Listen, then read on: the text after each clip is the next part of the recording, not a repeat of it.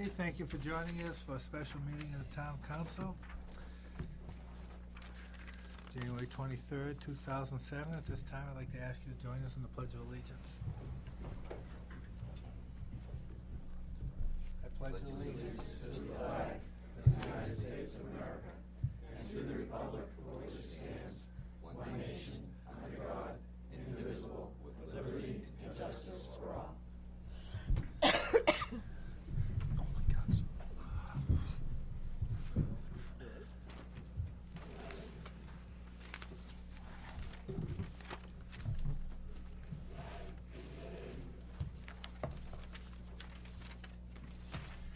Start off with announcements.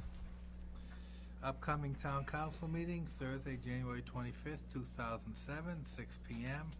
Regular council meeting, including toll update from Dead Pig Natality, finalized recommended operating budget, and special warrant articles. Thursday, February 1st, 2007, non-public session. What time is that beginning, the non-public? 7 o'clock? Thank you, Keith. Okay, Thursday, February 8th, regular council meeting. Tuesday, February 13th, 7 p.m., bond hearing if necessary. Deadline for petition warrant articles. Thursday, February 15th, budget public hearing. Wednesday, February 21st to Friday, March 2nd, filing period for town officials to file for office. Thursday, February 22nd, 2007, regular council meeting. Signed final warrant and budget. Monday, February 26th, 2007, deadline for posting warrant and budget. Committee vacancy update. Please remember to check our website at www.ci.merrimack.newhampshire.us for a complete listing of all town committee vacancies. And I was told today by Brenda, we're accepting applications to the 30th of January on the Economic Development Committee. Is that correct, Betty? Yes, it is. Okay. And I'd like to thank the Merrimack Village District for providing us with water this evening. Okay, before we get into the agenda, I'd like to take a second to just touch base on tomorrow to make sure you and Tom are all set. Okay, I spoke to Chris Christensen today, and his hope is that the three of you will be able to get together sometime up there before the testimony, just to touch base with each other. We've been playing telephone tag all day, but hopefully we'll get in touch tomorrow. Okay. And you guys will be giving us an update Thursday of how you make out. All right. Okay. What we're looking to accomplish this evening is come up with the final numbers for the town budget. Last night, we went through every department up until fire, and we will be continuing this evening with communications, police, media, general government, and debt service. At that time, we'll look at a final number, and depending on where we are, I will be asking if any councilors have any other changes they would like to make. And then after that, we will have comment from the public to adjourn for the evening. It'll be up to Paul to take everything that's transpired the last 2 days, today and yesterday, and come it into the budget that we'll be presenting to the deliberative session, so that if we have any quirks in there, we can iron them out Thursday. All right, with that being said, comments from the press and public. Okay, I don't see anyone coming to the podium. So before we start off, we'll go to Keith to give us a quick overview on where we are, and if he has anything to say to us before we begin this evening. Well, thank you, Mr. Chairman. At your places this evening was an updated budget adjustment sheet that was given to you with all of the budget changes made through last evening through the fire department budget. So you have a clear running total of where the council stands right now with their budget compared to the 2006-2007 budget. Right now, the council is $7,688 less than the 2006-2007 budget with the changes that you've made so far. With the 6 departments we have left, hopefully we'll get through those, and I'll try to answer any questions the council has, and have a number for you this evening, so you know where you stand after the discussions this evening. Thank you. All right, last night you had several changes for us as you continue to sharpen your pencil. Do you have anything for us this evening before we get into it? No. Okay.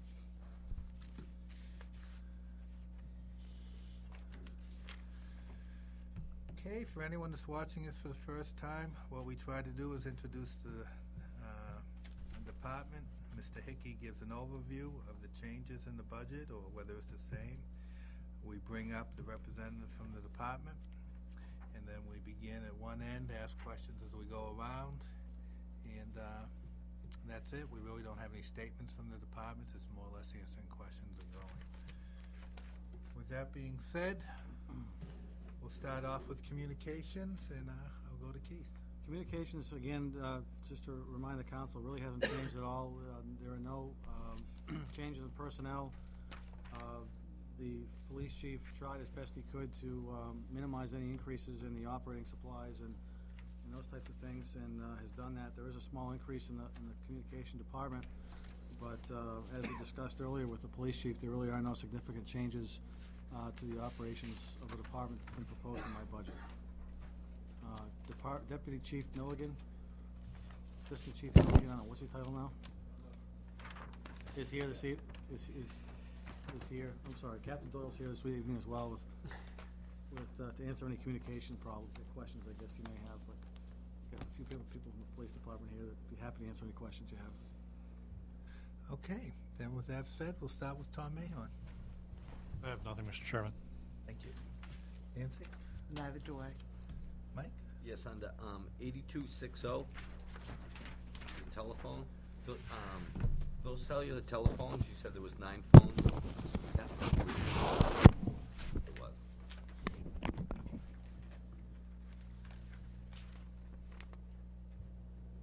I'm all set. I'm all set. Betty? All set? Tom? Pass. Nothing, anything? All right, does anyone have anything else? Okay, we are all set on communications. Next up, police. Keith? Again, no significant changes to the police department. There is a retirement coming in the next couple of weeks, obviously, with Mr. Stavanger retiring, and as we discussed last night at the council meeting, there are some promotions that are being worked through that the council will discuss again Thursday evening. That does have a savings of just over $22,000 that I've added to my budget changes that I think the council accepted and moved forward with last night. We are looking again to lease police cruisers rather than buy them at this point, because there is a cost savings in doing that this year.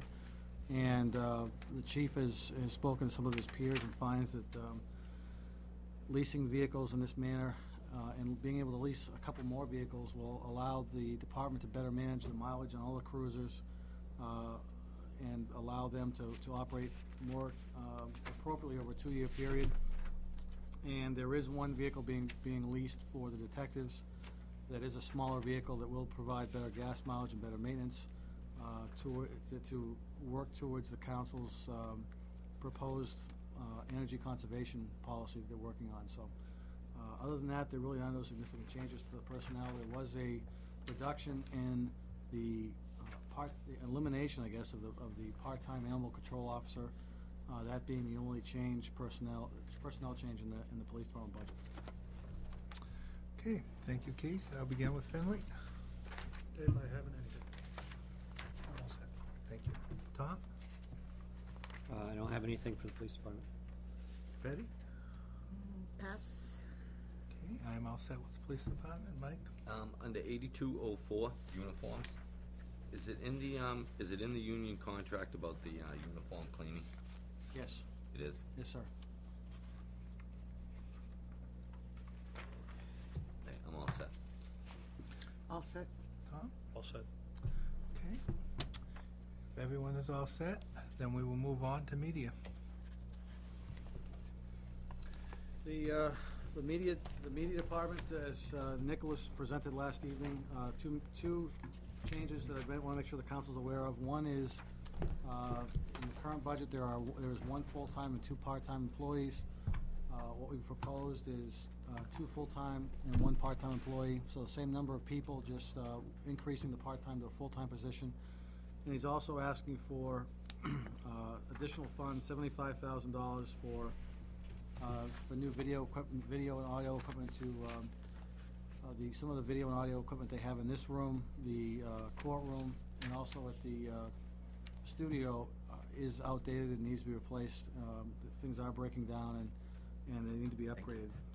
Again, just to remind the council, all of the budget is completely offset by cable access revenues that we receive from the subscribers through Comcast. Okay, all right, we'll begin with, I believe it's Tom Mahon. Tom? I'm all set. Nancy? I have nothing. Mike? I'm all set. Okay, I'm all set also. Betty? Pass me. Pass. Tom? Pass. Finley? Actually, no questions, just a comment that I think Tom alluded to some degree when we spoke to this area, and that is the possibility of losing fees and funds, and I think we should be cognizant of how we beef up this department, this section, with that possibly looming 2 or 3 years down the road. Okay. Does anybody have anything else?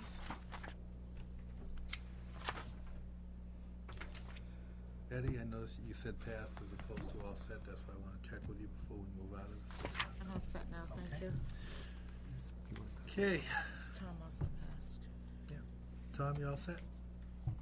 Yeah, I'm all set. Thank you. Okay. Would there be any objection if we were to jump to debt service?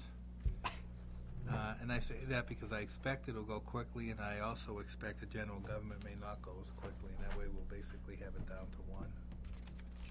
Okay with that? No. Okay. Finley, anything on debt service? No. Okay. And if anyone feels I threw a curveball and they're not ready for it, then we can go, but I didn't think there was much to it. Tom? There's nothing to it, Okay. Exactly. in my opinion. Thank you, Tom. Mike? Fine. All set. Okay. That brings us to the last one for now. General government. Keith, you're up. See who's going to motion to go under default. General government itself, I'm sure the council's aware, includes town council, town manager, finance department, as well as human resources. There are some changes that were proposed in my budget. The elimination of a part-time position in the town manager's department.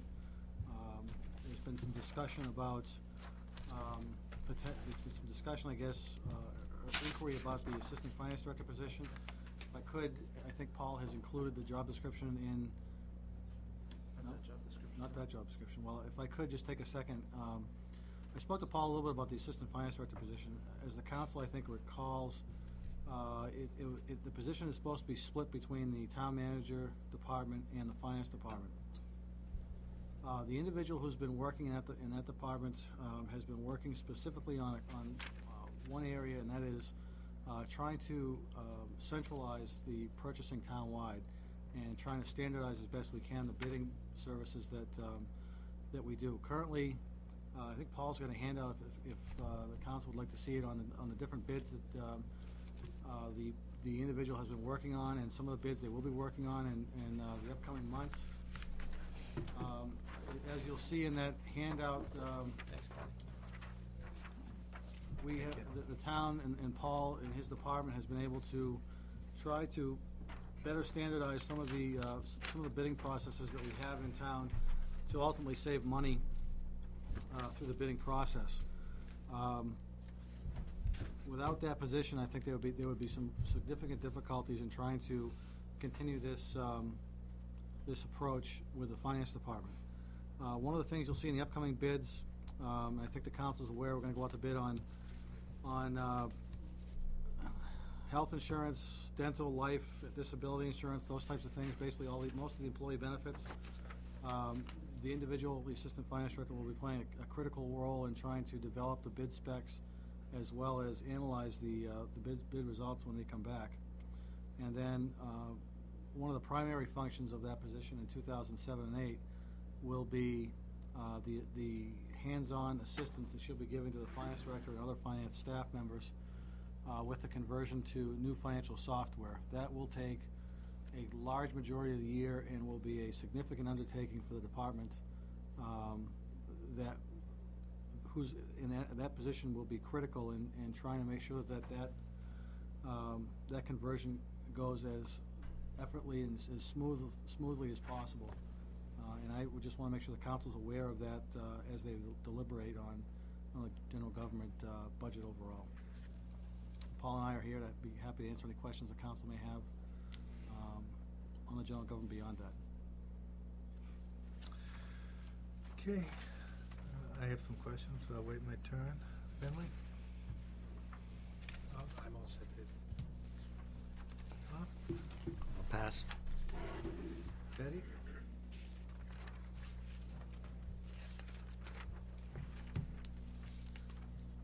With the elimination of the ambulance billing, that took up a great deal of staff time, what has that allowed for whoever was handling that? What does that allow for additional staff time to do other tasks now?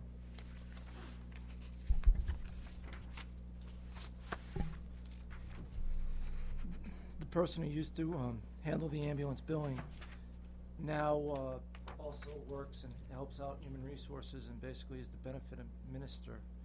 She makes sure that when people sign up for health insurance and life insurance and things of that sort, she handles that. If somebody's leaving or if somebody has questions about retirement or the ICMA 457 plan, she handles all those type of questions. She also works on reviewing invoices and purchase orders as they flow through the department, and making sure that the signatures are there and the counts and things of that sort are present. She handles all, if we have to go to court, small claims court for an ambulance claim that Comcast cannot collect on, she handles all our court cases and filing the court cases. She also has some responsibilities in the reconciliation area with some of the general ledgers that she handles, doing some of those reconciliations also.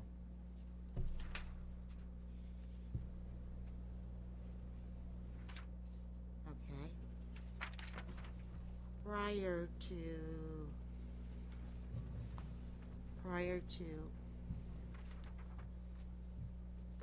ambulance billing, when it stayed in the department,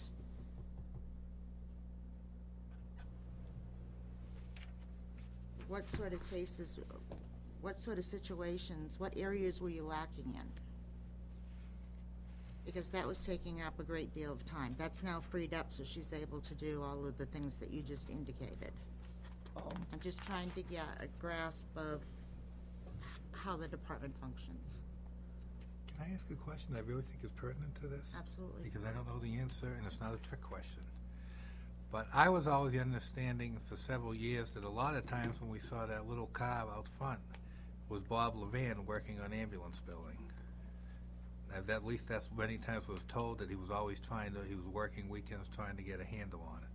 So I guess my question is that a true statement? Was Bob Levan also spending a lot of man hours working on the ambulance billing? I cannot answer that because that was pre-me. I could tell you when I was hired, what Bob Levan did on weekends was a lot of the budget, and he did a lot of the budgets and bids. Bob Levan spent a lot of time on bids. But not ambulance then, as far as you know. As far as I know, no. I didn't know if that was part of the missing factor. I'm all set. Thank you. Okay. No.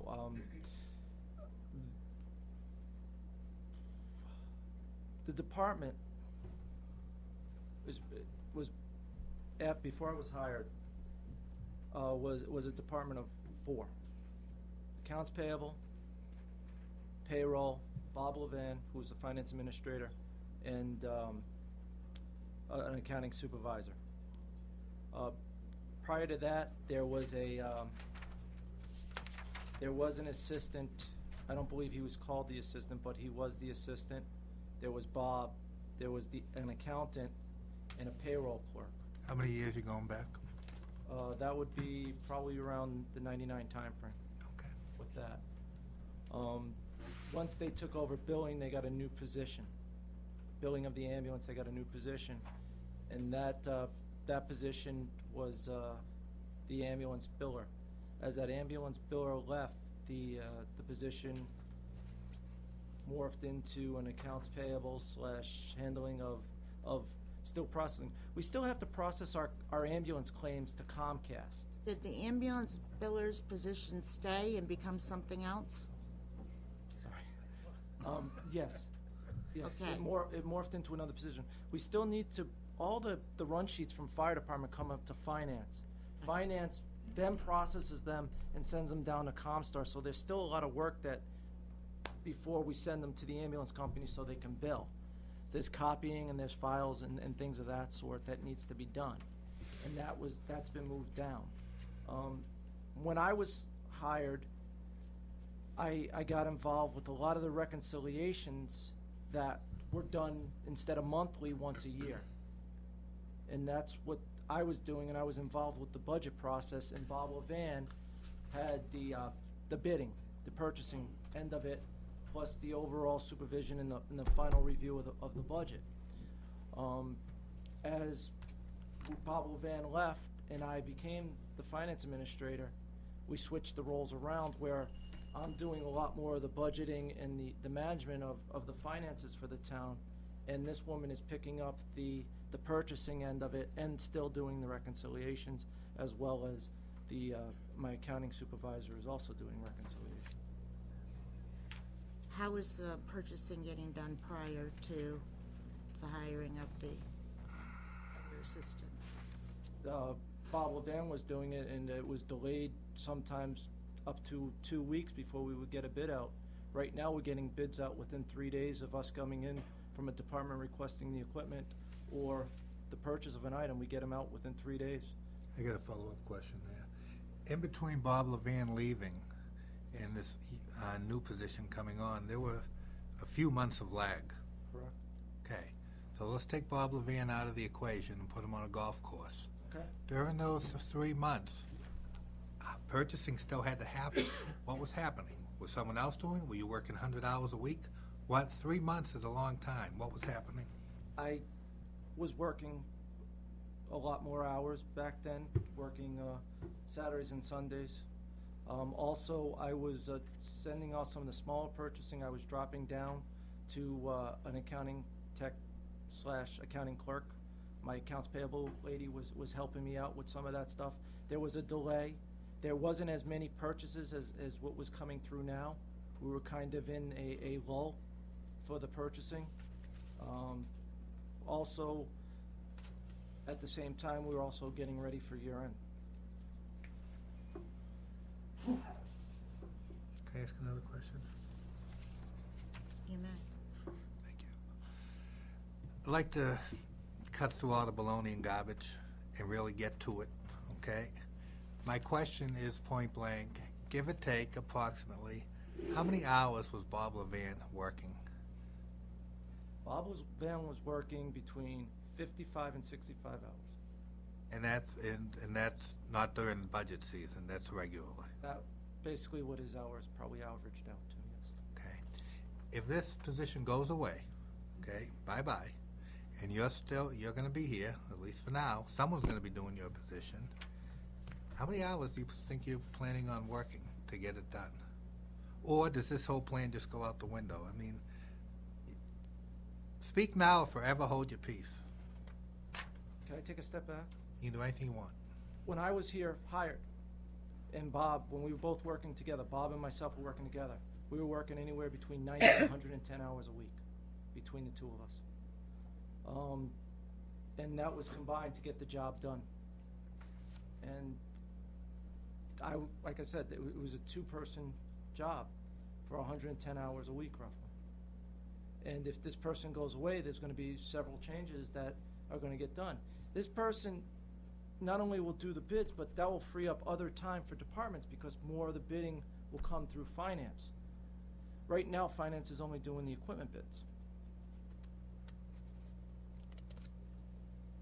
So with the new charter and the way things are moving, there is potential to become one whole organization so that we can get the consolidated for the furnace and our oil burners. So we have one vendor that supplies all our maintenance on all our oil burners and furnaces and things of that sort, which was not getting done because one department would pick up the phone and say, I need my oil burner cleaned, and another department would pick up the phone and say, I need my oil burner cleaned, and they would be calling different people to come in and clean oil burners where we can get a better rate, and that's what we see this person doing and starting to get more into using our buying power and doing town-wide purchasing of office supplies, for instance, instead of everybody going and one person using Staple and one person using Office Max. Is the total time of this person currently being spent and focused on purchasing? 45% of her time is on purchasing. And what's the balance? Financial stuff, Such as? reconciliations, learning the budget process, learning the governmental process and finance with appropriations and revenue.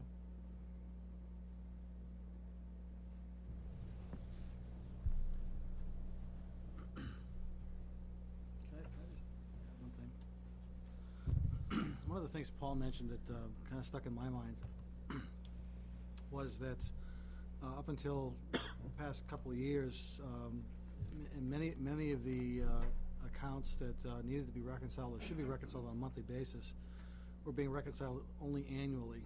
So the opportunity to catch mistakes was drastically reduced because of that. I mean, I think it's common sense that ultimately when you're running a business of this size, you want to make sure that you're reconciling a lot of your balance sheet accounts on a monthly basis. That's just typical of generally accepted accounting principles that you want to do on a monthly basis. That's going to allow you to find any errors or any mistakes that are made and be able to address those on a much more timely manner. If we lost this position, one of the things that I think would suffer along with the purchasing would be our ability to properly reconcile on a monthly basis the financial records of this community, which I think is critical.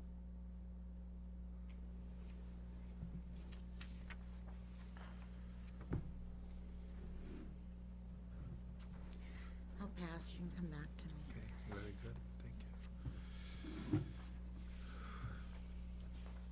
Keith, with this new plan, how much help do you expect to get from this position? Again, last year this position was very close to being out. I understand. Okay, and part of the reason that it came back in is I felt Tim Tieperman, the town manager at the time, sold it to the Board of Selectmen that since he no longer had an assistant manager, that this position could be spread both ways, and it was kind of, I felt he was telling us, we're gonna find a way you're gonna get twice as much bang. And I sat there, whatever the minutes say or don't say, and I said, you know what, I'm willing to give it a try. But a year from now, if that ain't the case, then I'm against it. Okay. All that being said, it didn't go that way, for good or bad. Sure. Okay. But what I'm really getting out of this is, unless we expect him, Paul, or anyone else, and I really think you misunderestimated Bob Levan unless he was leaving his car here for the weekends and going fishing. I think you underestimated those numbers, but as much as I would like to cut the position, I just can't in good faith believe that isn't needed. That Bob Levan, we got more out of him, and I certainly don't expect anyone to do it. But with all that being said, do you believe that this person is capable of saving their salary in in what they're doing in the purchasing? I think this person has the capability of saving a significant amount of money by standardizing some of the purchasing policies of this community that haven't been done in the past, along with their other accounting responsibilities.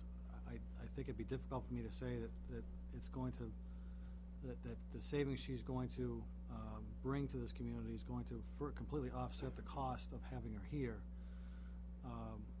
But I do expect her to be more involved in some of the larger bidding areas that we're going to be doing over the next year or so.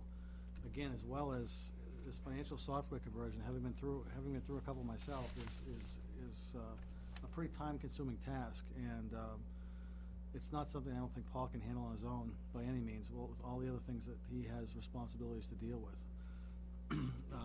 let alone again with that position being gone, not having the ability to properly reconcile accounts on a monthly basis. Those are as important or as much of a concern for me as her ability to try to save us money through bidding processes. She may be saving us money indirectly by just having properly reconciled accounting records. Okay, Keith, I know we're not Bedford, No, it's true. but what was your makeup there? Did you have a finance director and an assistant finance director? I mean, give me something. We had the town of Bedford had a finance director, a payroll person, and an accountant, which and also is also a part-time person in there. So there are a total of 4 positions. But the setup here is a little bit different. I mean, obviously there are almost twice as many employees as there were there. The size of the community is larger. The number of transactions that occur, the budget's bigger. So the number of invoices that need to be processed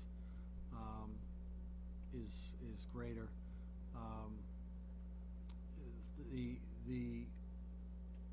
In Bedford, the position of accountant was upgraded once, and it's coming to the point where it was going to need to be upgraded again to probably an assistant finance director position because of the complexity and responsibilities that position had begun to assume.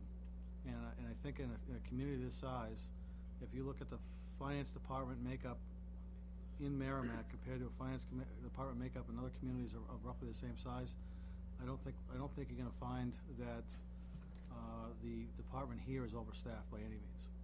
Okay, I'm going to give you another question.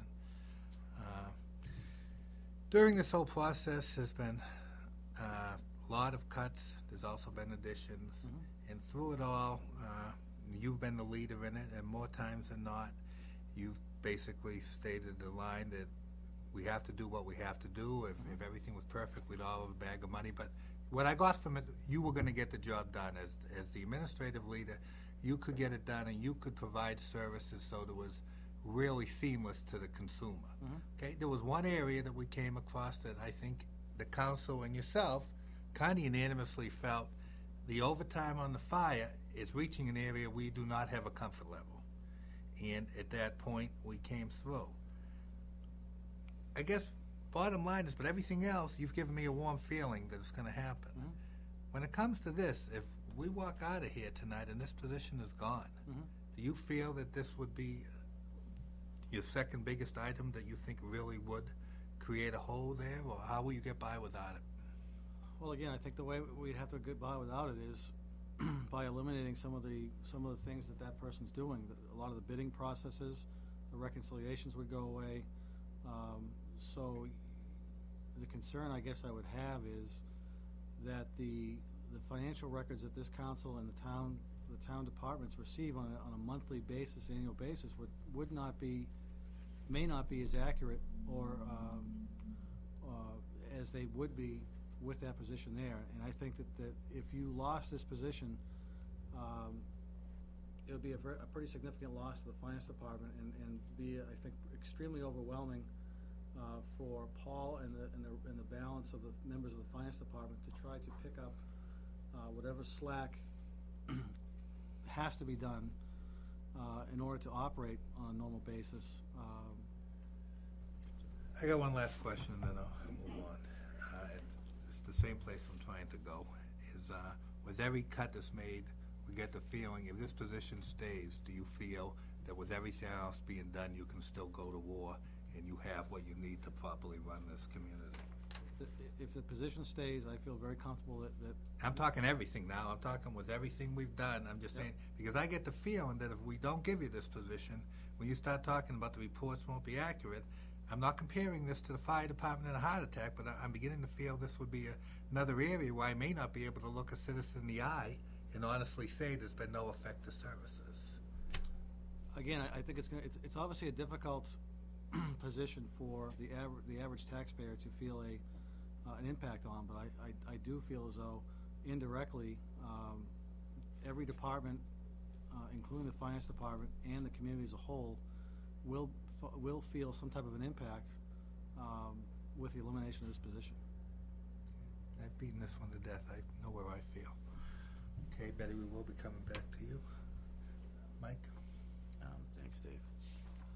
First off, on Paulie, on this bid completion sheet for the September through December, and then it says January bids completed, and will exclude the bids that are in progress. Do you have the savings that the town has made because of these bids that went out?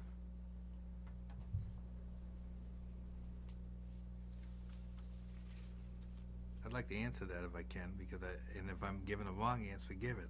My understanding is this whole bid thing is a work in progress, and we're really not going to have a number feeling on it till we're sitting here next year. That is what I got, and that's why I didn't press anything on it. I kind of got that we're up and coming with it. If I'm incorrect, correct me, but... Because we've got bids here that say September through December. There's 3-4 months in January. And I see items that were here, 14 and 5. There's almost 20 items. I was just curious if you have any ballpark numbers, because I'm trying to justify the job that she did for the amount of money that we're paying here to see if we're on that right path. I understand where you're trying to go with this, and Paul may have a better answer than I do. What I would say is that with the consolidation of the bids that you see from September to December, it's difficult to tell you what savings we've incurred so far, because if they were being done by departments, they would have been bid in a different manner, and I'm not sure what those what the bid results would have shown. So it's difficult for me to sit here and say that if the PC to manage alarm panel in the communication department was bid out by the police department rather than finance, what that cost would have been versus the cost that we ended up, or the finance department ended up receiving because of bidding in a more formal manner through the finance department. So I know that doesn't really answer your question, and I apologize. Probably Paul has a better one, but because I don't have anything to compare it to, I think it's difficult for me to say. You know, we've enjoyed a savings of X, because I don't know what I don't have anything to compare the price. That's fair. For this position, what type of degrees and schooling background are needed for that position, if I may ask? Was that out of my ballpark? No. Good question. A college degree in accounting, finance, or public administration. And a CPA is preferred but not required. Does that person have I think that? that's an Okay. appropriate, Mike. Okay, I thank don't you. want to get No into sweat. individuals. So No, we get that's fine. information. On the, under 8104, did we or did we not remove the technology resource coordinator? No, sir. We did not. Now, under the job summary, it says, under general direction of the town manager, develops, implements, and maintains the town's management information system, MIS, including the computer network and personal applications and operations of personal computers, and so on and so forth. If we eliminated that position, because would our computer maintenance programs in the town jump that significantly? How involved does that person actually get with taking care of the computers and His position is a very hands-on position. One of the proposals that I brought forward to the council as part of my budget was to eliminate, I think it was $30,000 in a professional service line that was budgeted for in the past, specifically for the technology coordinator's use, and bring somebody in for issues or problems that he had, that he was unable to fix himself. So I think what I've tried to do is keep the technical aspects in-house and try to reduce as best we could some of the outside services that had been used to supplement that individual. But Now, do the other departments get to use this person too? everybody does. Everyone does. He basically supports almost every computer and operating system town-wide. Because there's huge costs with maintaining all these computers and software in the town. And even having this person, we still have to pay that kind of money to maintain these. I mean, a lot of the stuff, again, when you say maintaining, many of the expenses that are being incurred are maintenance contracts. For example, the police department has software that they utilize in both dispatch and in patrol. They have a maintenance contract they sign with a vendor. That vendor will provide them unlimited support for that software, as well as all updates that they provide to that software to improve it and keep it up to date. So that, I think, may be where you may be comparing two different things. Microsoft, for example, Office is continuing to upgrade, and they've got Office 04, those types of things. It's the same type of thing with the police software, with some software in public works, some software in assessing. The maintenance contracts that we pay for allows for those departments to enjoy unlimited support on the software itself, but also updates to keep that software up to date with current laws, for example, or changes in the law in the police department, for example, or things of that nature. Was there anything in the budget for to continue that person's education as far as the computers are concerned, seeing that we're always updating that? I saw nothing to. We have $10,000 in the general government budget for courses, and he would be eligible to be part of that, to take those courses if he chose to do that. I think that was discussed a little bit last night. Anyways, it's kind of a first come first serve line item. But if there were courses that were appropriate for him to take to keep himself up to date on latest technology, things of that nature, then we would certainly try to get him to involve himself in those courses and stay as current as possible on technology needs of this community. Yep, absolutely. Is that position a salaried position? Yes, ma'am. It's a salaried position? It is. And the salary is, what line item was that, Mike? Okay. That position pays $45,292. That's correct. Correct? Yes, ma'am. It's worth every penny and more. He is one person. I've had the opportunity to work with that position, and I will tell you that it's worth every penny and more. From the time that individual walks into the door till the time that individual leaves at night, there's always a problem to be solved. Whether it's laptops malfunctioning, good example would be Tracy. She could open up that laptop this afternoon and get it ready for tonight's meeting. Not working. She picks up the phone, she calls this person comes down. It's only one person that's handling all the departments in the building. So I think this is quite a bargain. If you look at other communities, you'll see that they're spending an enormous amount of money in this area. Thanks, Betty. Under 8359, we've all sang and danced about the contractual ambulance billing service. Is there still a need for us to spend another $1,000 on the collection agency for delinquent ambulance bills? The ambulance billing service, they don't continue the chase? If I could maybe jump in real quick, I think one of the things that Paul and I would like to bring to the town council at some point in the near future is trying to deal with some of the delinquent ambulance billing receivables that are out there. My understanding is that in the past, excuse me, the finance director or somebody in the finance department would bring to the town or the selectmen at the time, anyways, a list of uncollectible accounts that the town council would then have to approve to be written off.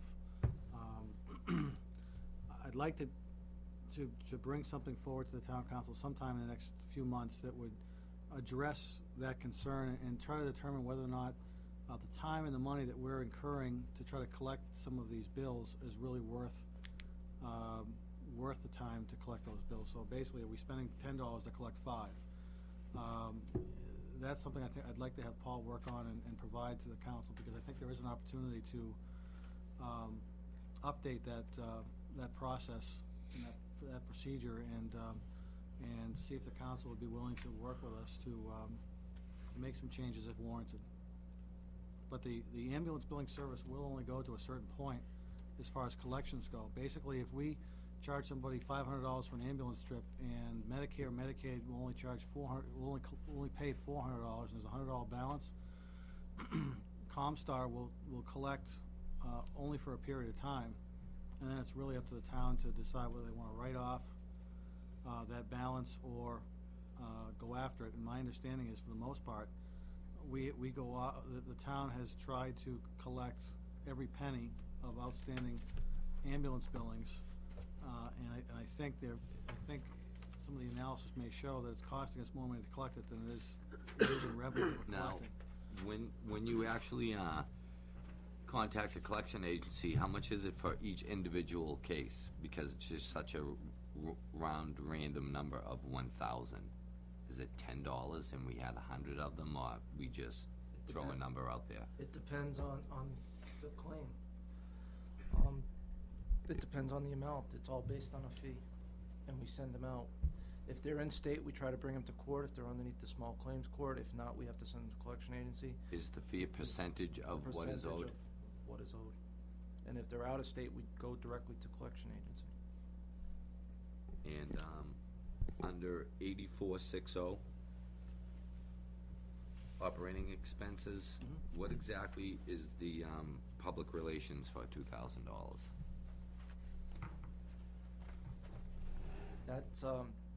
That's for the sympathy baskets, the birth baskets, just, the functions that you have when people That's retire, good. things of that sort. That's good. I'm all set, Mr. Chairman. Thank you. Thank you. Nancy? I have no questions. Tom? I'm all set, thank you. Betty, back to you. The finance administrator's position is salary, correct? Correct. And the assistant, Is salary also. salary also. I guess the one comment that I will make is I think that you misspoke when you indicated the time that was spent by Bob Levian. He had no life. That's to put it bluntly. And I can't expect the person that's taking his place to do the same that he did.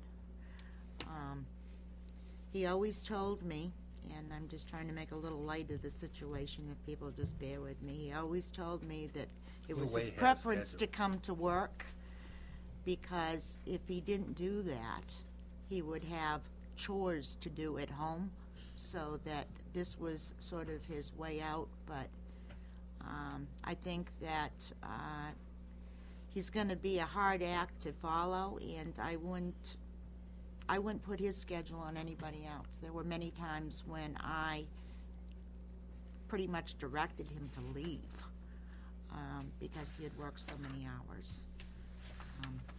So saying 55 or 60 hours, I think, is being extremely modest in the amount of time spent in that position. I still have a hard time believing he was only 37 years old when he retired. I know. I know. So I just want to say that I think that if you're able to do the job in 50 with an assistant that Bob did, I think that will prove to be beneficial to the community. Okay, does anyone have anything else on general government? Dave, Yes, oh, I'm sorry. I had passed earlier. One of the questions I wanted to bring up was the legal retainer that you cut. Yes, sir. Can you go over again what we are not going to be getting if we cut their legal retainer, or what we were getting? Well, The rationale behind that? candidly, it's hard to say what we were getting in the legal retainer. I asked for some detailed information from the law firm that's currently representing us, and some of it was somewhat difficult to understand. One of the items coming up, I think it's February 1st, is the council's going to be discussing legal representation with some other firms, and I don't believe either firm requires a retainer, and if they do, I think that the town has a much better understanding about what we're getting or the hours expected under that retainer than what was being incurred with the current law firm that we have now. So I don't believe we're losing anything. I think, as we've talked about in the past, I think it's going to be important to monitor who's making phone calls to our attorney and for what purpose, because a lot of the questions, or some of the questions, may be able to be answered by other town staff rather than attorneys, and the expenses that the town of Merrimack has been incurring for attorneys over the last few years has been pretty significant, and it would be my hope to reduce those costs with just a common sense approach on things, and so I really don't think you're going to lose anything with the reduction of the retainer. Thank you. Thank you, Dave. Just Go a ahead. quick comment in that regard. About 8 years ago, when a contract was coming up with it, putting out for bids, I had an attorney friend who said, "I can't believe you guys do pay a retainer," because he said most law firms would want a town as their client, and I suspect that some things where we would get a discount on hourly, that may change to a degree, but I don't know that it would even come close to what the retainer was. So I think Keith is, set up nicely to pursue this. And just to follow up on that, I feel the same way. I felt before with the previous firm, I kind of always thought what was black and white. In fact, dealing with Betty at the time as the assistant town manager, we kind of knew what was free. Free, everything's paid for, but what came under the retainer? We knew there were certain things that we could call, and it was an expectation. And I have yet to been able to figure out where that came with this one. And it may have been there, but I just never saw it. So I think it's certainly worth looking into. I certainly had the impression that there was a reduction in hourly charge if they were on a retainer as a town attorney or staff, and I don't want to get into a lot of details of what one department did, what one firm did, or what another firm did, but I know that when we changed, there was an increase in the hourly charge from a previous firm, and because they were continuing to do work for us, and so there was a distinct difference when they were no longer quote unquote the town attorney in what they were charging us. And I believe they charged us a retainer as well. In fact, I think you just alluded to that. Somebody did. Dave did. That we got something that we could peg for that, but they also had a reduced hourly charge, and I don't know if that has an impact, or if the current attorney couldn't say that, but I just want us to be sure that we're adequately covered legally. I mean, there's a lot of liability the town faces. No question. And I know that in the past, some of the lawsuits we've had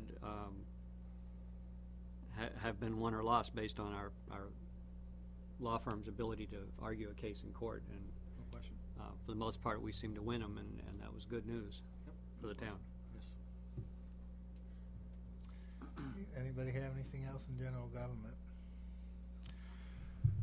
Okay, that concludes that part of the.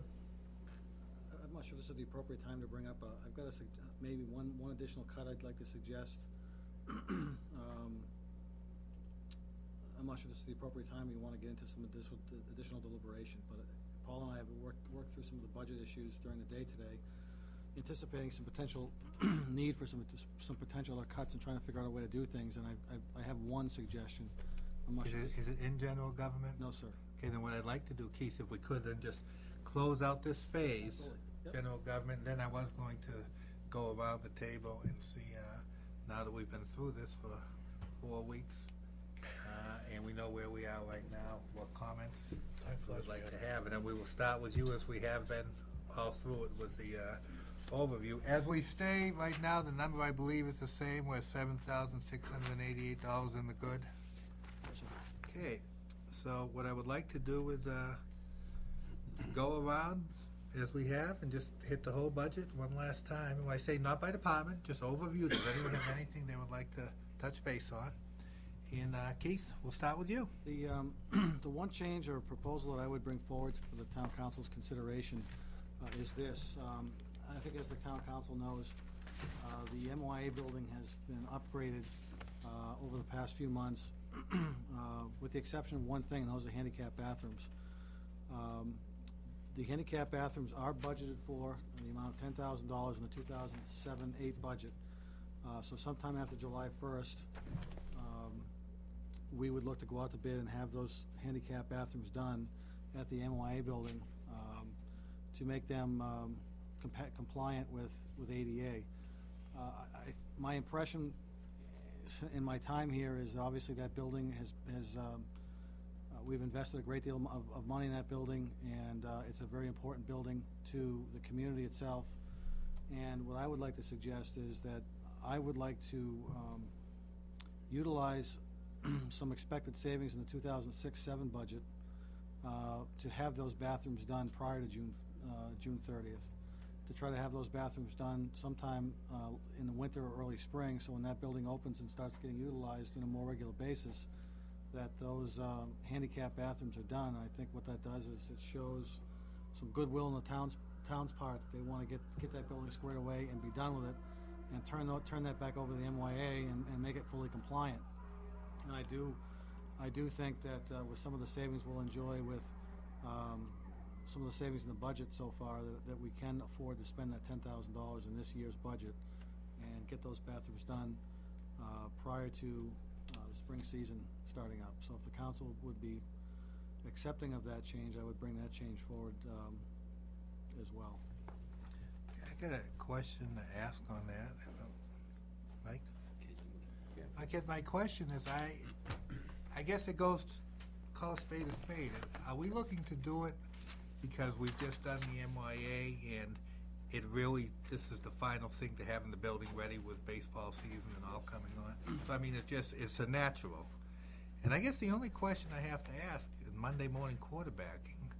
I don't know. I can't blame you for it. I don't know the answer to it. But yeah, the Monday morning quarterback would be, you would think it would have been a natural to go in this budget when we were redoing it. Yeah, and I'm just wondering why that didn't happen. Probably. I wish I had a better answer for you. I don't know.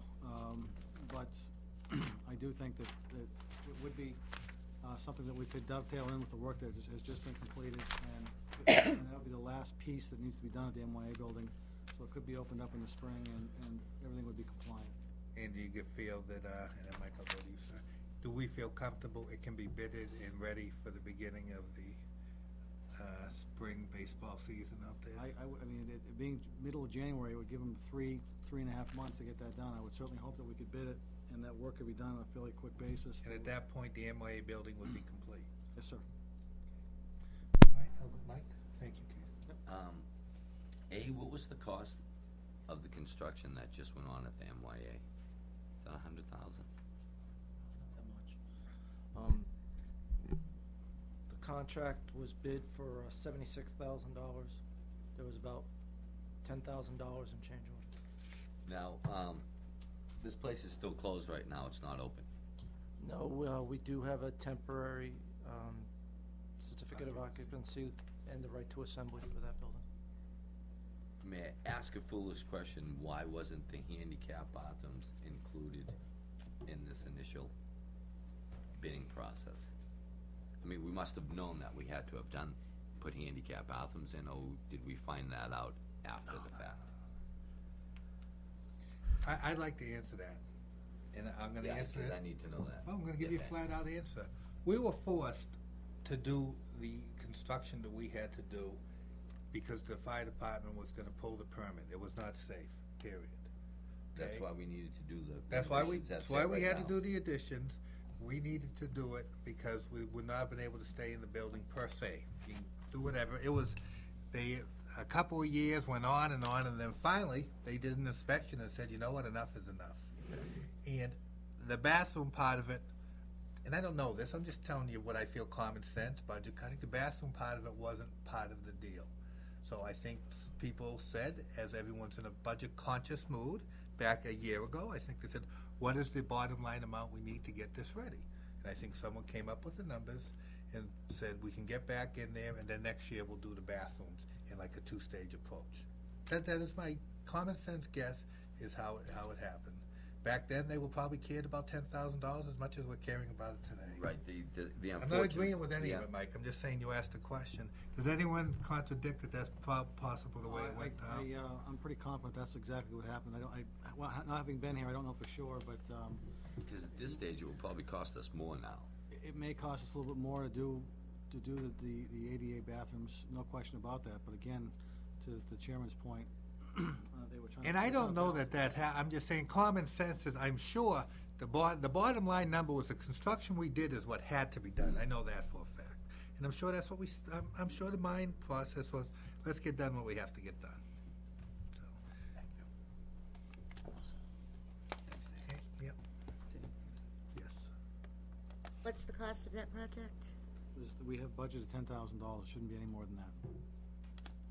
We haven't bid it yet, so I don't have an exact cost, but we expect it to be less than $10,000. And it's in what budget? It's in the Parks and Recreation. budget. 8502. For MYA, Oh. $10,000. 0708. 0708. We're doing Okay, I'm not looking at the book, I'm just trying to make this fast. Okay, so you plan to do it in this budget, that's what you're asking for. That's what I'm asking for. Where's the money coming from? We have savings in some winter maintenance and some other line items within our budget. I think we can afford the $10,000. I know we can afford $10,000, put it that way. Okay. Do you know what line item you're gonna take it out of? I would take some out of Public Works. I would look to take some out of general government as well. I mean, the exact line items, I don't have an exact And that would be savings from, savings from no purchase, the reduced purchase of sand and salt, savings from bidding items that the assistant finance director has been doing. Please say efficiencies, How's that? even if you don't mean it. Efficiencies, and hopefully some savings in, I think there was some pretty significant savings in some of the gasoline and oil prices that we budgeted for in 2006-07 that we will not need because the estimates, the per gallon estimate was too high. okay, so savings out of general government Yep. and highway. Yes, ma'am. Thank you. And efficiencies. Don't forget the efficiencies. So, Efficiencies, that's a blanket. so reality, when we were cut, I'm sorry, Tom. No, go ahead. Okay, so in reality, and no one can control weather, but we can control efficiencies, when everyone was saying 1.5 million, when we cut that the sky would fall, in reality, we're gonna need even less to run the town this year. Is that a correct statement, Mr. Hickey? Just barely less, yes. Okay. $10,000 at least less. That's right. Okay. Yes, Tom? I move to cut $10,000 from the line item 01138502-0 buildings for the MYA ADA compliant bathrooms for next year. Second? Okay, motion made by Tom, second by Betty. Discussion? I think Mike wanted to Yes, speak Mike. over it. If you go to put that out and you find that you cannot get any bids over $10,000, what is the next procedure? Under 10,000? No, if you could not get a bid to redo those two bathrooms to handicap bathrooms for $10,000, what do we do? It's in his court. Right. You know, what I would- What, you go find the money someplace else? I'd have to look at trying to find that money elsewhere. But again, in speaking to some individuals in town, they feel very comfortable that the $10,000 should be sufficient to get those upgrades done. Keith, would it be fair to say, for the sake of moving on, that can we have all of a comfort level, if you can't get it done for 10,000, you'll come back to us and let us know what's happening? Absolutely. Thanks. Okay, any further discussion? Yes. Just to follow up a little bit on what you just said, there's a provision in the charter that any transfers between departments, the manager has to come to the council for their approval. Yep. So otherwise, if he were to pull this all out of recreation or Parks and Recreation in some fashion, you know, because we've had the director's position has been vacant since October, so I don't know whether that reflects in that department's operating budget or not. If there's money available within that budget, then the manager doesn't have to come to Right. the council to take care of that. Yeah, I mean, and that's what basically the difference is, I mean, just for anyone at home, is it used to be the town manager had a $25 million pile of money. And in reality, they would move it around as it needed. And with the charter, and I think it was an excellent part of the charter, as Thomas mentioned, now they can move around money within the department, but they can't take from Parks and Rec and give it to general government without coming forward. Right. And Keith had mentioned this to me, and at the time you had said that when you did pick it, you would obviously have to come forward. It's not a choice for you to make. That's right. That's good. Tom also hit on something too, though. I mean, Parks and Rec may have that money there too, just based on that position. We may, and that'll be certainly where I would look to pull it first and foremost, if at all possible. But if not, then we would have to try to find some savings elsewhere. The bottom line is, handicapped people will have the bathrooms they deserve and by law should have. Yes, sir. When it comes into the spring. Correct. Okay, anyone have anything else? I was gonna ask a question, it's too late now, but I'll ask it just so I have a bit of comfort. And that was, on the other list, the list of other items in 8502, was there anything that was close to critical that we put off? I'm not sure what you're, I apologize. Replacing the roof at one of the cabin 7 and 8s, skating rink paved, and but the floor joists, replacement and electrical line upgrade in the dining hall. And I remember the discussion, I don't remember why it was able to be put off, and it may be all fine again. I think certainly some of these items that have been identified will certainly need to be done in the upcoming couple of years, no question about that. But I think what they talked about during the budget meeting, if I'm not mistaken, was they could be held off. It could be held off in the 2007-8 budget year, but sometime in the near future after that, some of these things would have to be addressed one way or another. Okay. Thanks, Keith. Yep. Next. Okay. Finley, do you have anything else you'd like to bring up? No. Okay, Tom? We have a motion on the floor. Can we vote on it? Oh, I apologize, Tom. I'm sorry. It's just caught up in it. I apologize, sir. Is it Okay, the number of meetings, any or- further discussion? Yeah. All those in favor of Tom's motion, say aye. Aye. Aye. Opposed? Abstentions? Motion passes 7-0-0.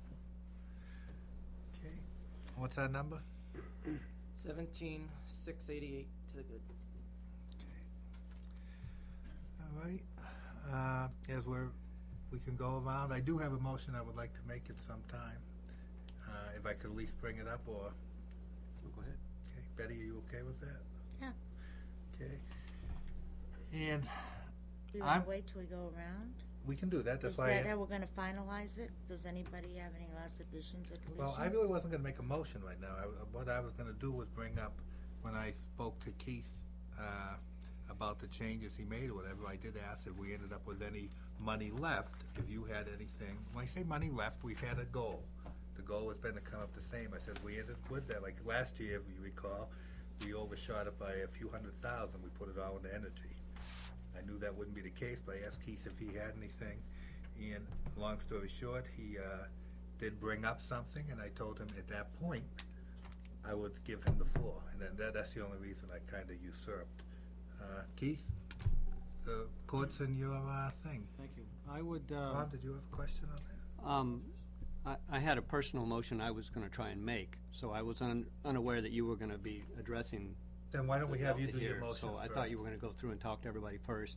Well, that's what I was basically was giving him the court, but let you do your thing, Tom. I definitely don't want to usurp you.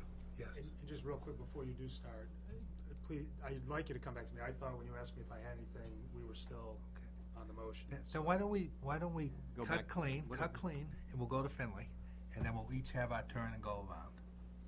Finley, you're up. Okay. Thanks, Tom. Sorry about that. No, that's fine. I just, because of my tardiness last night, I didn't hear Nick's presentation, and so I'm back on that budget with the concerns that I spoke of earlier for future situations. I was just wondering if the personnel changes could be spoken to lightly, just so I could have a better understanding of that. I'm a little disappointed. Why isn't Nick here? Downstairs, Oh, running okay. cameras. All right. That's all. Okay, Nick, Sure I he is. expect to see you blazing through that door. Put us on surprised if he still does. shot. The rationale for the additional people is twofold. One, the station's continuing to grow, where he's offering significantly more hours of television than what was being offered in the past.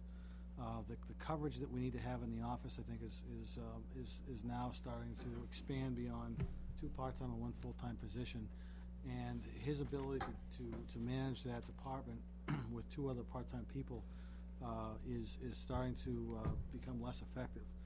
I guess to make a long story short, the critical need for that department is to have additional staffing, and it'll be just 20 hours a week, and there he is.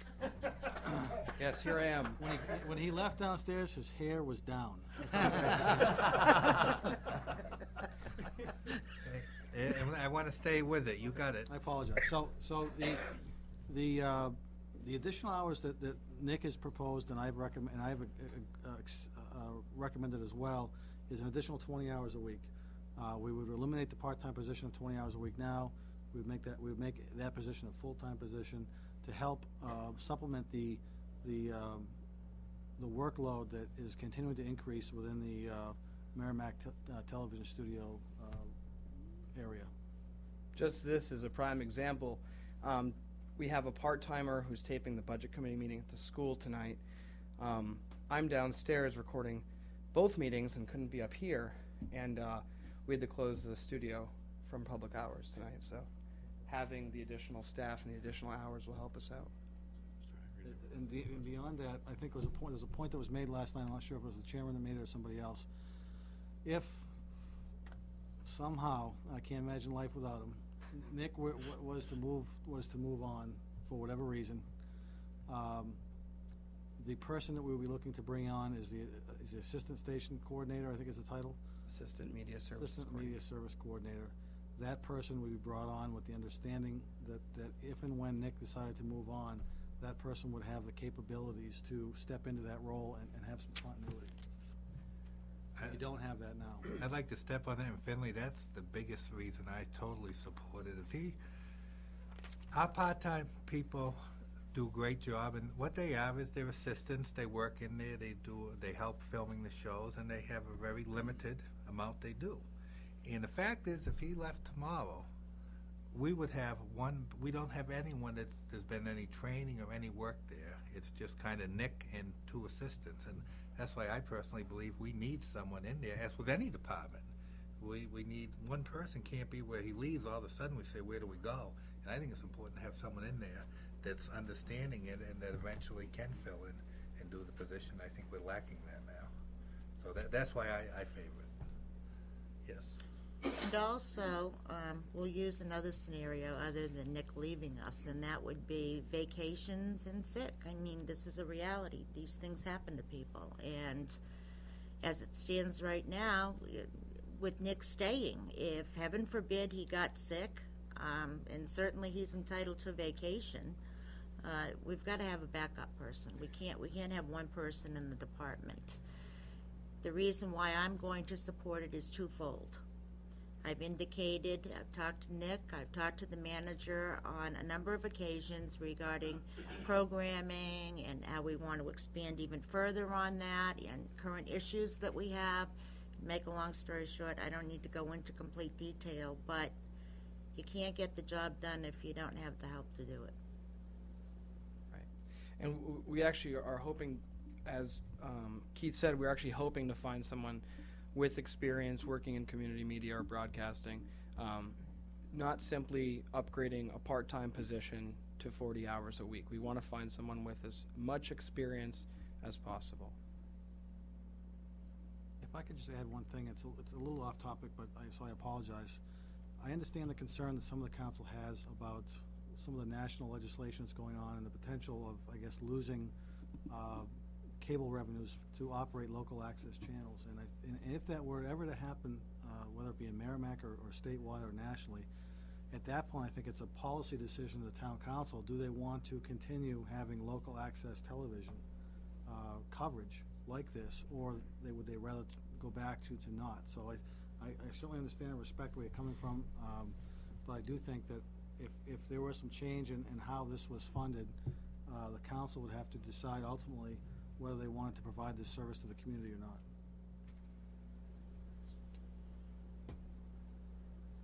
Yes, Tom. I must admit I'm hesitant to support this, and there are at least two reasons. But one of them is that when Keith brought this budget forward, he spoke to trying very hard not to impact emergency services. And yet I personally feel like we have impacted emergency services in this town fairly dramatically last night with the $111,000 cut in the fire department. Couple that with the cut in the assistant wastewater deputy chief, whatever that person is, and I feel like we've damaged another department that's critical to the functionality and resources in this town. And so, no offense to Nick and the great job he's doing, but I feel like the TV media is a want and not a need in this town. It's certainly a nice thing to have. Nick's done a tremendous job promoting Merrimack TV and all of that. I think he's done a great job. That's wonderful. I'm very hesitant to expand the budget to support that when we're turning around and trimming the assistant deputy chief's salary out of the fire department and an assistant wastewater chief, whatever their operator's name is, out of the wastewater budget. I think those are critical areas in this town that are needs that we can't afford to be trimming and expanding in other areas. I'd rather see us reverse that effort, and so I'm just very uncomfortable with the way this is going down. Okay. Anything else, Tom? On Finley's subject, no. Okay. Finley, do you have anything else? No, thank you, Dave. Okay, Tom? Oh, Mike, you have your hands up, yes? Is this about what Finley was talking about? Yes, about Okay. this position here. I understand Tom's plight about how we have cut different departments there. As far as the cable is concerned, I realize that, you're saying the money is coming from the cable, which ideally is coming from the consumer as we pay our bill. Regardless of whether we have this media outlet in this town or not, my cable bill is still going to go up, whether I get anything from it or not. I feel it's very important because the only way that the people of the town actually know what's going on in the bowels of what's going on in this town is through the media outlet. Nobody comes to meetings. I don't think if we did away with this type of format, we're going to get 6,000 to 7,000 people coming to the meetings to find out what's going on in the town. Because the reality of it, people are working 60, 70 hours a week, 2 jobs just to support their families, and the only way that they can find out what is going on in this town is by putting on this program while they're having supper at night. If it came to the point where the government says we are no longer going to fund it that way, it's a whole new ballgame, and it's a totally different day because we could all walk in the room and go, you know what, people? We're not going to pay for this service. We're shutting it down. Now you're all coming down to the town hall again.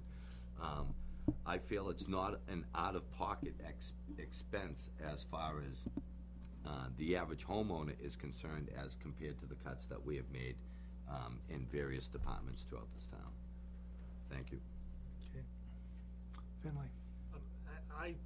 I think absolutely, even without the funds, the revenues that we receive from the cable fees, even without those, it has to be run, I believe. My point was that you can go back to the planning board meeting, one camera, focus down, it takes one person to turn it on, and that's it. Somebody turns it off, and then the work during the day is to put the thing on the air.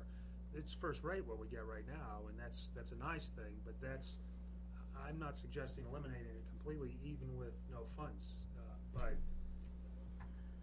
that's it. Yeah, I guess you know what I'm saying. Thank you, Finley.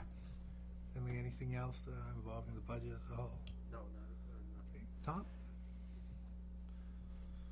I move that we add $110,000 back into the fire department to be allocated at the town manager's discretion. Okay, do we have a second? Second for discussion. Okay, Tom? As I tried to indicate a minute ago, I think that the motion that we made last night to trim that salary item of the assistant deputy was short-sighted. I think the fire department needs those funds and services. I think they did a good job this year of trying to cut back on their expenses to keep their department from growing. I realize that we added back in $76,000 in overtime to try and keep the manning of the stations when there are issues going on. But I also feel like the department is set up and prepared to run itself with the given level of chiefs and management that they have in that department, that it's inappropriate for us to be making that size of a cut and suggesting that it might come out of the management level without consulting the chief, without giving them an opportunity to understand or define their impacts. They certainly came up with a budget they thought was functional, but they told us the downfalls of it. We reacted to that and turned around and cut even more out of their budget. I don't think that's the way to run an emergency service department in this town, and I don't think the town wants that kind of cut. I'm asking for the support of the board to put that money back in. I'd be more than willing to support a cut from media services to offset that amount. Okay. On that, just to give my 2 cents is, I think everyone has their own opinion, and I think, Tom, you have every right to yours. I received 3 emails today that were very happy with the cuts. They felt that it was time that we give the money towards the overtime and we need to get it done. At the same time, they felt we were right to cut it from that end. So everyone has an opinion on what they think is right. I do like that when I made the motion last night, Finley changed it to the point where we are not saying what position to cut, we're cutting it from the higher echelon, and I think it's appropriate. We have to, as we get to the bottom line, we have to decide what is best and how to function, and I believe the council voted that way, and like I say, I've gotten some positive response already. There are people that are just sick of the property bills, and I think every one of them that sent me an email, they agreed with the overtime. They want people there, but at the same time, they feel sometimes there's too many gold badges. Anybody have anything else? All those in favor of Tom's motion say aye. Aye. Opposed? Okay, motion fails 6-1. Tom, do you have anything else? Nope, thanks. Betty? All set. Okay. What I would like to very quickly is bring up the part-time position in the manager's office. Again, as I had said before, when I was out of line, I didn't mean to be, but I was out of order and I was wrong, I had asked Keith if we ended up at a point where we had more than we wanted, more than our goal, our stated goal. And of course, as Mr. Malzone would be the first one to say, there's nothing wrong with cutting more than your stated goal. But I said, is there something do you feel would help us manage the town? And long story short, his feeling was that he felt that a part-time position at Town Hall has kind of been a way that has helped us deal with a lot of programs and get a lot of the programs going. So with that being said, Keith, I'm going to give you your minute. Thank you. There's an existing part-time position in the town manager's office that was proposed to be cut, and I'm respectfully asking that the council reconsider that cut and fund that position. The position does a number of different things. The position itself in the next upcoming year is going to be a pretty significant play a pretty significant role in updating the administrative code of the town. That person has divided up the administrative code by department, sent that information out to the department so we can start the long process of updating that code to get it to the point that it's up to date. She will play a large role in that. In addition to that, over the last couple of years of her employment, she's also stepped up and worked on a temporary basis in the assessing office, I believe in the finance office for a short time. So she has a broad range of skills that if for some unforeseen reason somebody was out for an extended period of time, whether it be sick or whatnot, we'd have the ability to move her into that department if it was appropriate, and she would also have she would already have the skill set to act as a temporary person in that department. Beyond that, she brings a pretty unique skill set to my department. She's worked on a lot of the special projects that the council's had, whether it be the Watson Park opening and things of that nature. She works pretty diligently and has the major role of working on developing the town report and making sure the town report is done to the standard that the community has set for itself over the last few years. And her public relations background really provides a... Keith, on that, and I only say it because as I spoke to Mike, I want to be careful distinguishing between the position and the individual. I'm sorry. And I'd like to get more into what, by having this position, whoever it could be, stuff that could get done by the right person. Thank you. Like I said, the biggest issue, at least for the upcoming year, is going to be the administrative code. That's a pretty significant project that is going to need to be done. That person is going to provide a tremendous amount of support to myself and other department heads who will be working on the code. Beyond that, the position itself does overlap with other finance department town manager positions for vacations, for sick time, those types of things. So it does provide an overlap, and it's a 20-hour-a-week position. It's for about 8 months a year because the position is not filled in the summertime, or I would not fund it, or we have not funded it in the past during school vacation. So basically, when school is out, that part-time person is not employed. In the past, there's been a second person who's come in to work the summer hours and the vacation hours. I'm not looking to have that funded at this with this budget proposal, but I do think it would be a pretty significant loss to lose that part-time position in that office townwide. Okay. At this time, yes. I want to ask a question in regard to that position. Okay, if you'd like.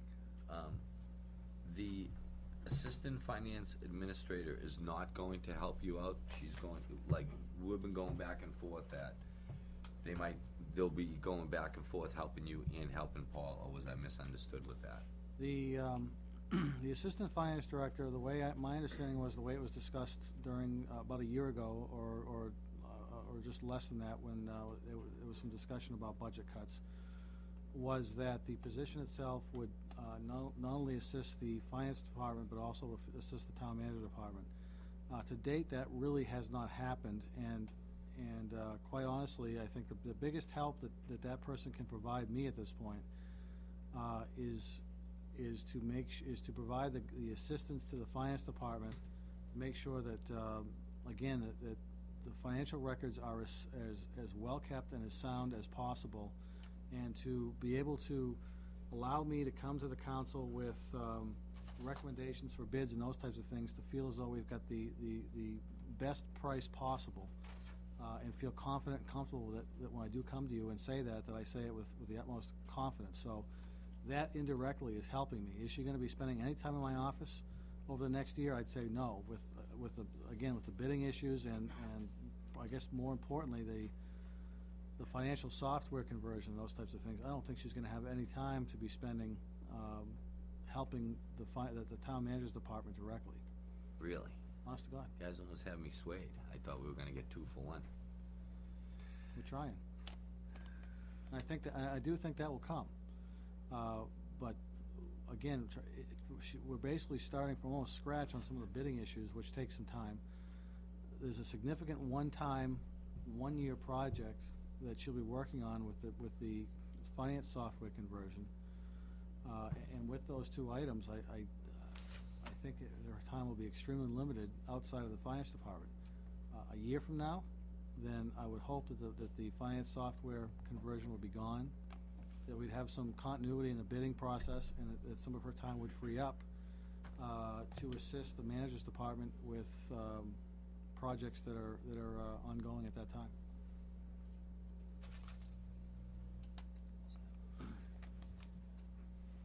Yep.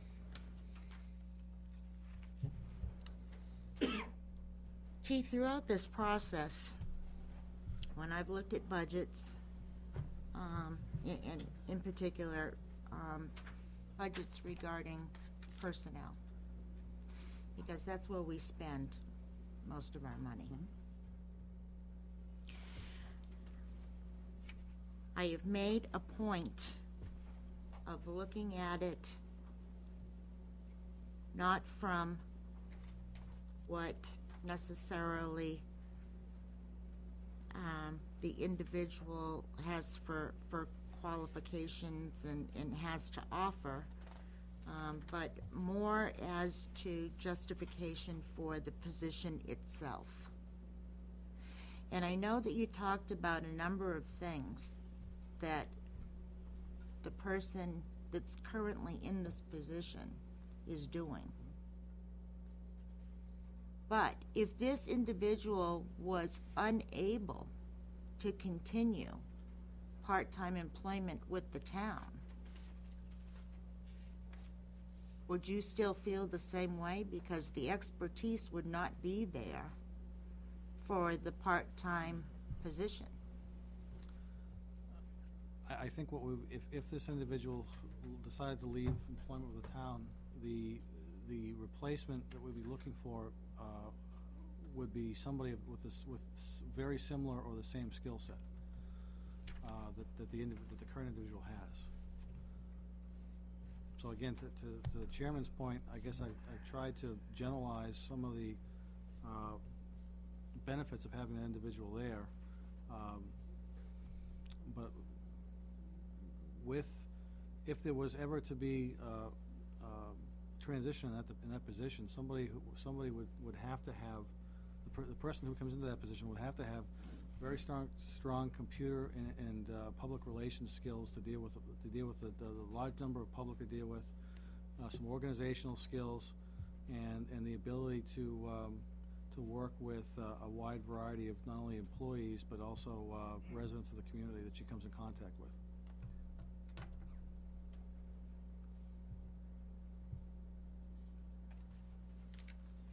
I'm all set, thank you.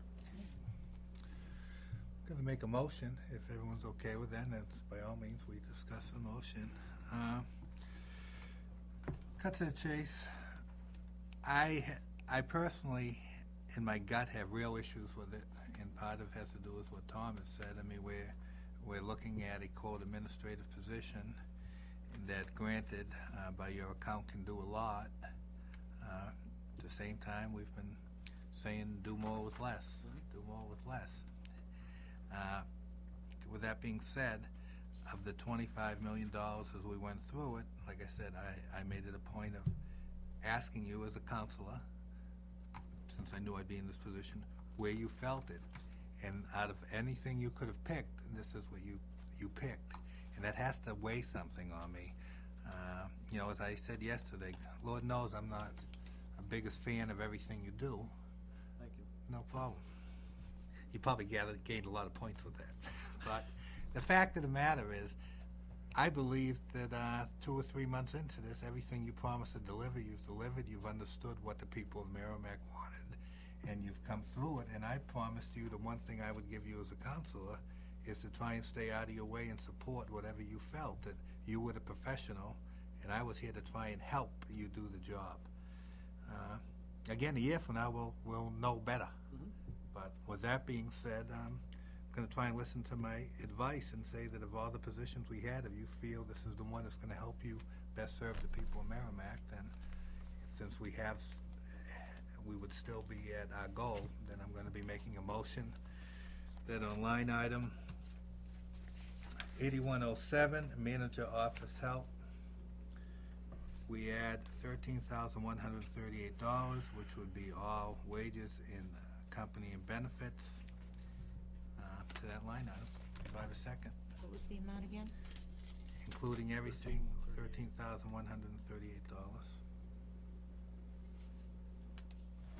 Do I have a second? I'll second for discussion. I don't have a whole lot more to say than I've had. I mean, I know the position does a lot, and like I say, I'm going a little for my man running the show. He feels this is, of everything that we've done, he feels if he had 10 or 14,000 put in, this position could be best used to serve the people of Merrimack.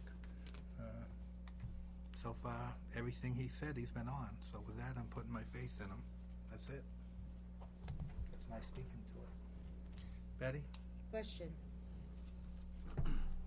$13,138, is that correct? That's correct. We put a part-time position in the town clerk tax collector's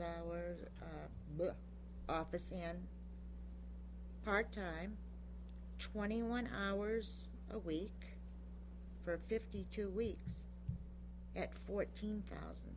So how do we get 13 with summers and vacations off? The rate that's is currently being paid is the rate I used, which I believe is higher than the part-time rate in the tax office. What is the rate? $17 an hour, I believe. $19 an hour. I apologize. $19 an hour? Yeah. Thank you. If you look at that line, Thank you. manager office help, there's a blank and it says 19. Thank you. Any further discussion? All those in favor? Oh, Tom, yes. I can't support this, I'm sorry. As you alluded to earlier, I feel like we've made some dire cuts in some other areas of town. I think to add this back in at this point would be wrong. It would just send the wrong signal, the wrong message to the people that are trying to work for this town, for the betterment of this town, and there's no way I can support this. Okay, Tom? Just want to remind the council that there's 4 things that the charter requires the manager to do. The first is the administrative code in Article 7-10. Second one is a personnel plan in Article 7-7D, the internal controls in 7-7I, and purchasing procedures in 8-10. So there's more than just the administrative code and everything that we're expecting him to develop. Although many of these things are already in place, there is the distinct need or probability that these will be amended and changed in some fashion. And Keith makes the argument for the clerical support to help him deal with the administrative code, but there are 3 other pieces to this that go into this process. Yes, Betty. I understand that. I understand all of that. I cannot support a part-time position for $19 an hour. I can't do it.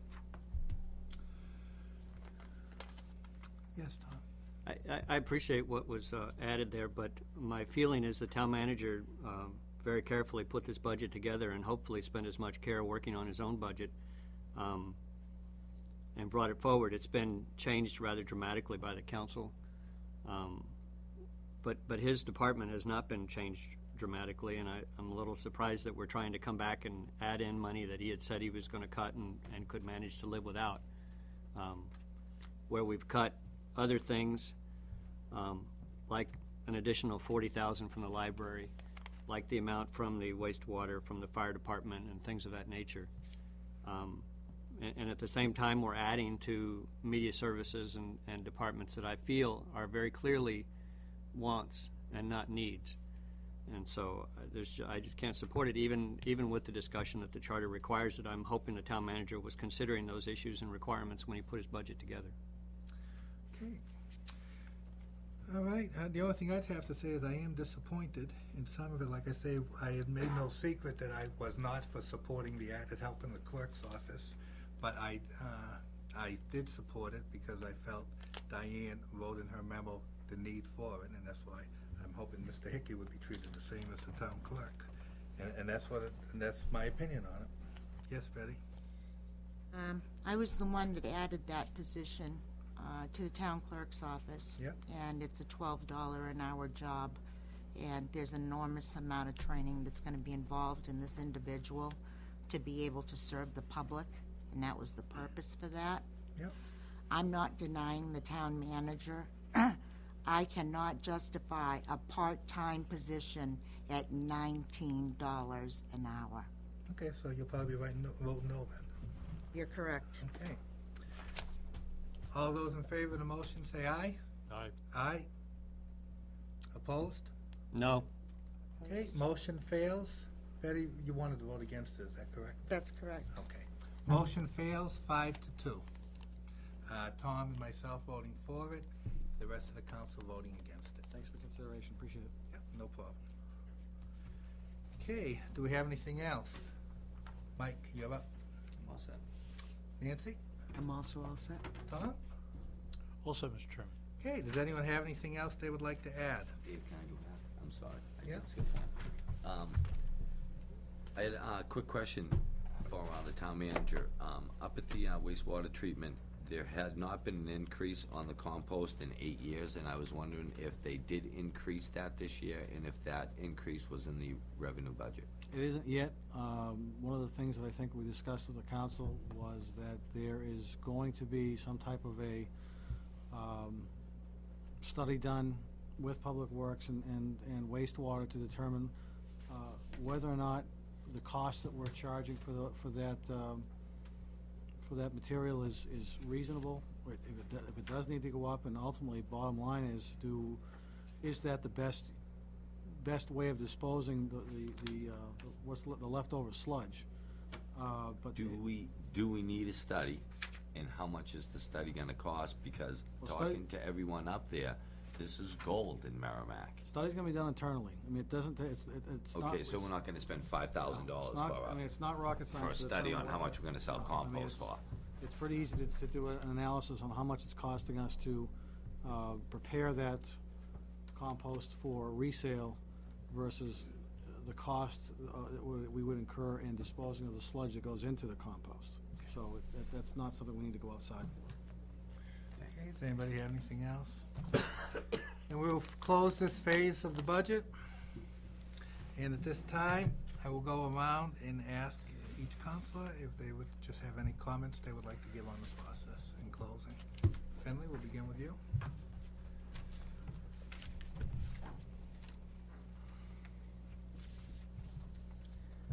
That's it, I think, for now. Okay. Tom? Very briefly, I think it's clear where this budget is going, and I guess at this point, it's going to be up to the voters to decide where we go from here. There's a public hearing coming up. I recommend that people show up and ask questions. It's been testified that people are excited about the reductions that have been made. I know I've heard people that are very upset about the reductions that have been made. I guess it's going to come down to a fight of who's going to show up at the public hearings, who's going to show up at the deliberative session, and what's going to happen come Election Day. As we've said, and I've heard the chairman say many times, it's the voters who speak, and so I just urge you to participate in the process and speak out if necessary. Thank you. Betty? All set? Mike? Yes, I'd like to speak on to the last motion that I voted on. I was against the Assistant Finance Administrator, but we did leave that. And I am hoping that you can use her services at any possible time. You know I'm into the downsizing. I can't, in a clear conscience, keep that position and not, if somebody takes a vacation, you not being able to utilize her and to hire a part-time. Later on down the line, if things get that chaotic, Anything that we have done in the town, we will review. Sure. To see how things went, and if things did not go, then we make the corrections, but at this moment, I just can't in a That's clear fine. I conscience. appreciate that. Thank you. Nancy? Nothing. Tom? All set, thank you. Okay, and I'll comment on the process itself. First, I'd very much like to thank Keith for the job he's done from the beginning. He came up with some initial cuts to help bring it down to a level balance, and then when we added dollars in as far as the raises in other areas, he continued to sharpen the pencil, and he kept going, and as always, he's shown the professionalism that he has. He comes in, he brings what he has, we debate, and we go from there. I'd like to thank all the councilors for the way they conducted themselves. I think there were some areas that we felt very strongly on. I think as individuals, we had areas we went on, but again, I thought we handled it the way I personally have believed it should be handled. Is in the end, it's 4 out of 7. No matter what it is, we're 7 completely different dynamic individuals with 7 different reasons why they vote for things. And in the end, all we can do is vote. And once the decision is made, we work on in harmony. And I believe that's what we had today. I think there was a lot of stress. The stress kept coming right to the very end. But we're where we are, and as Tom said, this is far from over. The public hearing will come forward, people will speak. The deliberative session, people will speak, and then the voting, people will speak. But I believe all 7 of us have worked very hard and given a heck of a lot of hours to this. Okay, anybody have anything else? At this time, I will ask for public comments.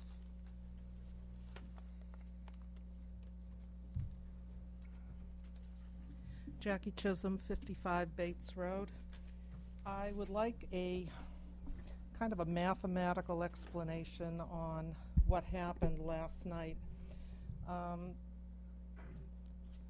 In the fire department budget, the first thing that was proposed was cutting the salary plus benefits and whatever for the administrative officer, which was somewhere around $76,000. Then a motion was made, or it was amended, to read that you are now going to be cutting $111,000, which is basically the salary of the assistant chief. And the proposal was that Mr. Hickey would have the say as to exactly which administrative position was going to be cut. If you cut $111,000 and Mr. Hickey decides after deliberation that it will indeed be the administrative officer who will be going, then if you keep the assistant chief, you're still short $30-something thousand in that budget. So where does that come out of the fire department budget to cover the salary of the assistant chief whose salary you cut last night? Doesn't make any sense to me. I'd be happy answering it, but if they just go to the town manager. I'll give you my answer, but anyone can feel free. To me, the directive was, the motion was that Mr. Hickey, the town manager, is to cut $111,000 from line item 8103. That is it. There are several items in there. The direction is that it would be coming from the higher end. How he does that is fine, as long as he meets the requirement of cutting it from there.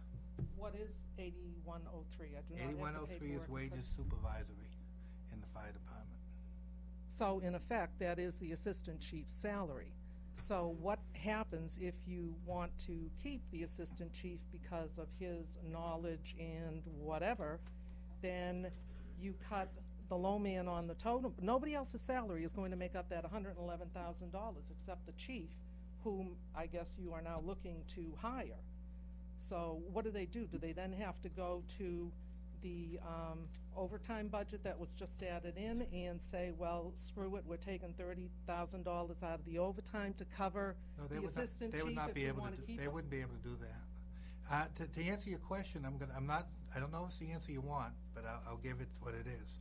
We have several line items that make up this budget, okay? They have details that come in there. In the end, it's the line item that matters. Mr. Hickey is a professional town manager, which we have hired because of his expertise and ability to manage, okay? We have given him a directive to cut from this line item. How Mr. Hickey does it, I believe, I have faith that he will do it, and so do the other members that voted.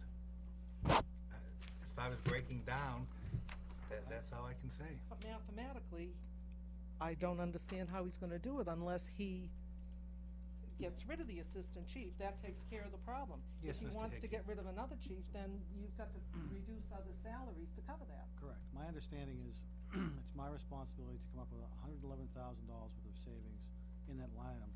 If that was not the deputy chief's position, or the assistant chief's position, I apologize, and it was the administrative officer, for the example you used, I would need to find another position to make up the difference, to balance that to that $111,000. Another position within that line item? Yes, ma'am. So the choice is one assistant chief or two other guys? That might be part. Yeah, it's part. That's part of the equation. Certainly, yes. Wonderful. Okay. Thank you. Stan Heinrich, 8 Edgewood Ave. I would first like to announce that the Merrimack School District Budget Committee has changed its public hearing, which was scheduled for February 15th. Happens to be the same night that yours was scheduled for, in the interest of allowing all Merrimack citizens to attend both public hearings, not have to choose. Our public hearing will be Tuesday, February 13th at 7:30 at Merrimack High School cafeteria, and it has been posted on the website and duly posted at 3 locations within the town. My question has to do with the Assistant Director of Wastewater Treatment. I am curious as to why this position would be cut when wastewater is an enterprise fund. It does not adversely affect the tax rate, and it certainly is not going to have a rate change for the ratepayers of the sewer. And if you don't choose to answer that tonight, that's fine, but that's what I'm looking for to find out. Thank you. Okay, I'd be happy to give a quick answer, Mr. I almost called you Mr. Bonslawski, Mr. Heinrich. He's the older guy. I can only speak for how I vote, and again, I've always been looking to prevent spending money. If we can get a job done and spend less dollars, whether it's from a revenue fund or anywhere else, I believe it's our obligation. I believe there's no such thing as free money, and from my thing, if I look at the town manager and we can get a job done without it, then I am for it, reducing it, and that was why I cast my vote the way I did. Right, and that is a retired position through attrition. No one is losing their job. Okay, anyone else like to speak? Then, before I call for a motion to adjourn, I would again like to thank Keith and everyone that works for you, works for the town, that has spent the many hours working with you. Okay. Going last, anyone else have anything else? Then I'll take a motion to adjourn. Oh, yes, Mike. Yeah, actually, I'd like to thank my fellow board members for the civility in the way that everyone had worked out hard and nobody was going at each other's throats, and I appreciate working with you at a very tough moment. Thank you. Thank you, And I'm Mr. agreeable McGregor, I with appreciate that. it. Okay, I'll take a motion to adjourn. So moved. Okay, second. Second. All those in favor say aye. Aye. Aye. Opposed? Abstentions? Motion passes 7-0-0. See you all Thursday night.